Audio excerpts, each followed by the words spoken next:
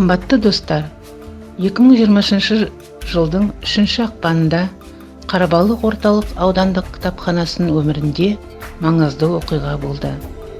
Кітапханада қаламгер атты әдеби клубының салтанатты ашылуы өтті.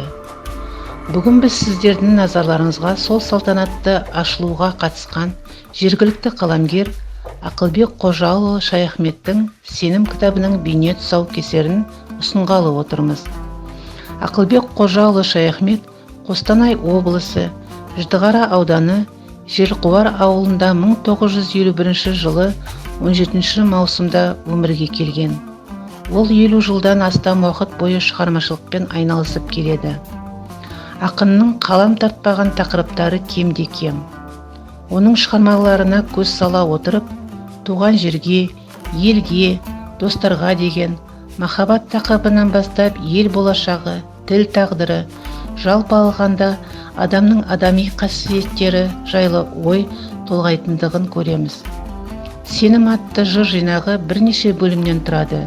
Онда өмір, табиғат, махаббат туралы жырлардың барлығының да алтын өзегі достарға, туған жер перзенттеріне, адал жарға, келешекке деген сенім.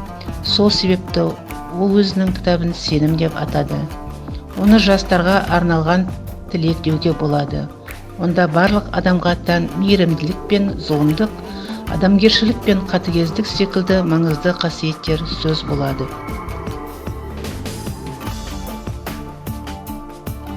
Атыңнан айналайын қара балық, атағың шығып еді дараланып, жырына қайнекейдің арқау болған, майданнан қайтқан солдат жараланып, көгінде жұлдыз болып жана алатын, төсінде жырын төккен серәл ақын, өске ақын бен Наурызбай сүйір құлдар, тегізген дүйім жұртқа шарапатын, тағдырдың татсадағы кермегінен, сірәлең түлеп ұшты өрнегімнен, көкшалғын қалың ағаш қызыл гүлің, секілді жайып қойған төрге кілем, гүлдерің жарқыраса айнадайын, көңілге кіріп кірсен қайдан уайым, елубай серке қапан қатар шыққан, келі топырағыңнан айналайын.